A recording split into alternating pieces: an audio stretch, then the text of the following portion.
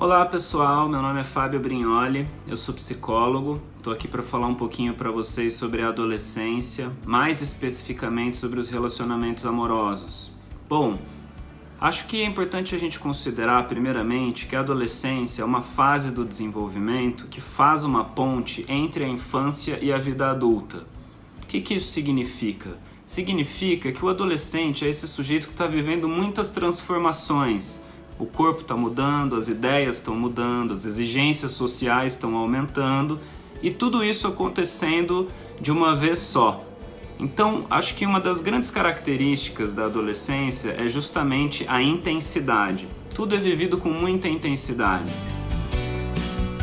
Isso não é exclusivo do adolescente. As crianças vivem coisas com intensidade, os adultos também vivem coisas com intensidade. Porém, o adolescente vive muitas coisas com intensidade. Então, justamente essa condição faz com que essa fase do desenvolvimento seja vulnerável nesse sentido.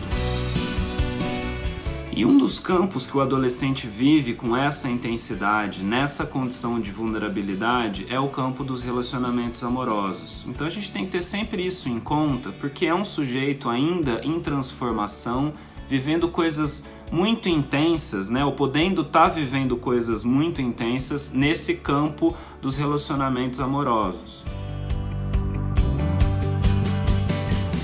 A gente precisa considerar que antes do sujeito ser adolescente, ele já passou por experiências amorosas e por frustrações no campo do amor. Quando a gente é criança, até mesmo quando a gente é bebê, a gente é envolvido em relações amorosas com essas pessoas que cuidam de nós. Então, essas experiências são fundamentais porque elas, de certa maneira, nos ensinam a amar e nos ensinam a ser amado. Então elas vão determinar no futuro, quando o sujeito for adolescente, justamente essas novas experiências. Porém, a diferença aí é que o sujeito vai começar a experimentar coisas no campo do amor com o corpo diferente.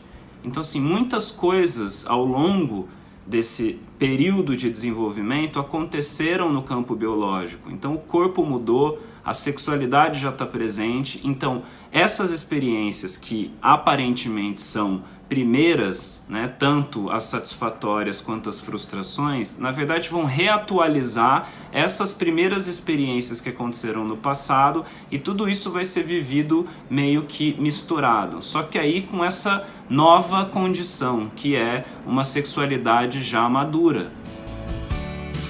E o adolescente não sabe ainda muito bem o que fazer com isso. É uma nova condição, por isso ele precisa de ajuda, porque a sexualidade é a primeira vez que ele está vivendo ela dessa maneira. A gente poderia ajudar os adolescentes de duas maneiras. Uma seria o acolhimento e a outra o esclarecimento.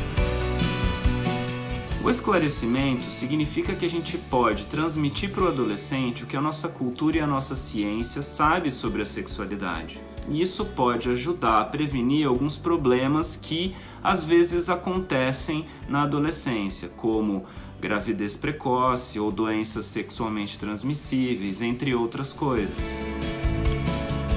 O acolhimento significa que a gente pode receber essas dores, essas dificuldades, essas inquietações e dúvidas que os adolescentes têm com relação ao amor e à sexualidade, ajudando eles não só a compreender isso, mas lidar com isso. Então isso significa que é sempre importante manter um diálogo com os adolescentes.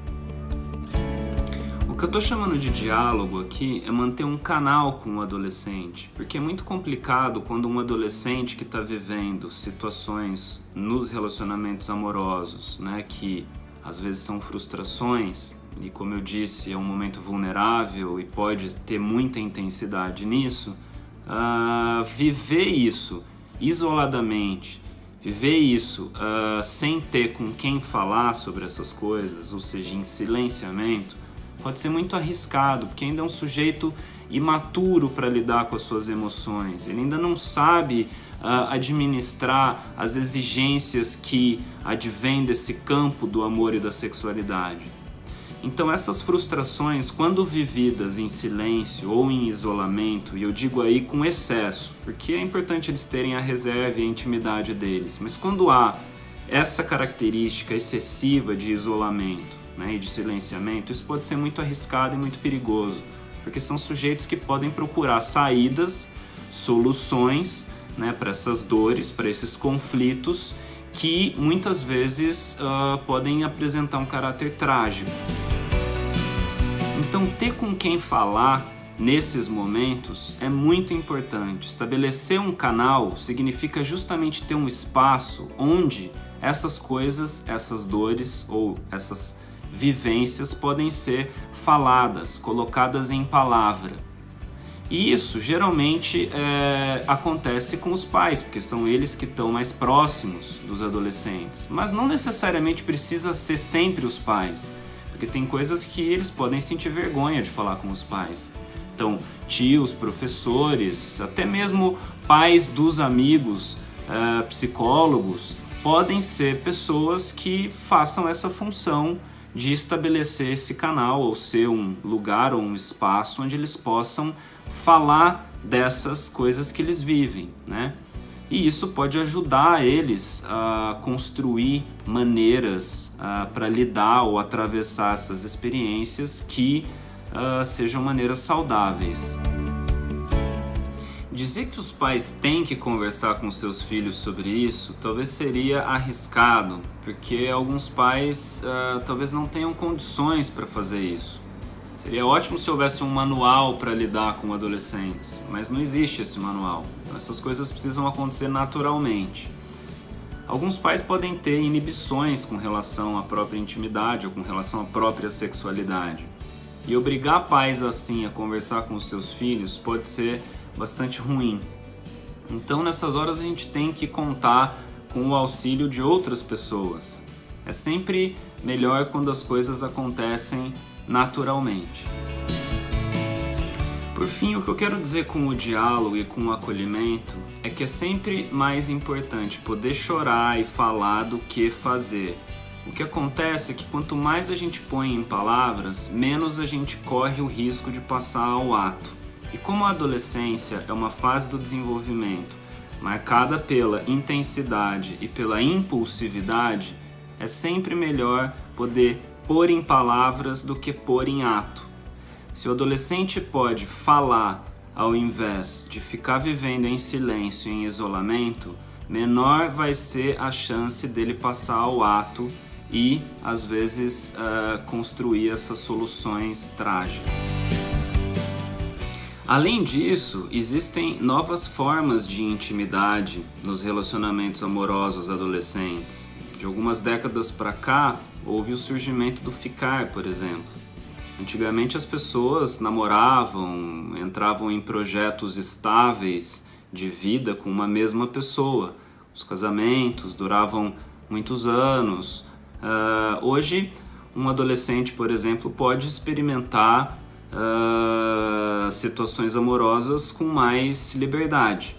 Então, essa é uma diferença, assim como as tecnologias promoveram também no campo dos relacionamentos amorosos situações como namorar à distância, né? Amores platônicos que são vividos na internet, por exemplo. Então isso é uma mudança que aconteceu na nossa cultura e que os adolescentes têm vivido isso em seus amores, digamos assim. Por fim, o que eu gostaria de dizer é que, embora existam riscos nessa fase, a gente tem que considerar a adolescência também como um período fantástico de vida. Essa ideia pessimista, negativa, de que a adolescência, na verdade, é uma aborrecência, né? Que o adolescente é sempre problemático. Eu não acho que a gente precisa reiterar sempre essa ideia. Eu acho que é importante a gente considerar a adolescência como um período de muitas potencialidades, né? Os sujeitos aí estão desenvolvendo suas criatividades, né? Suas espontaneidades também, construindo suas identidades, procurando saber quem eles são, né? Como eles gostam de viver seus amores, até mesmo sua sexualidade quando chega a hora.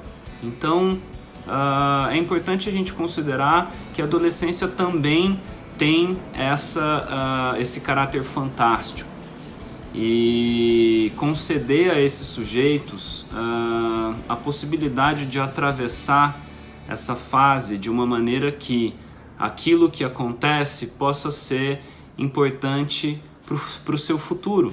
Então é isso, pessoal. Espero ter contribuído de alguma maneira e nos vemos em breve. Até logo. Tchau.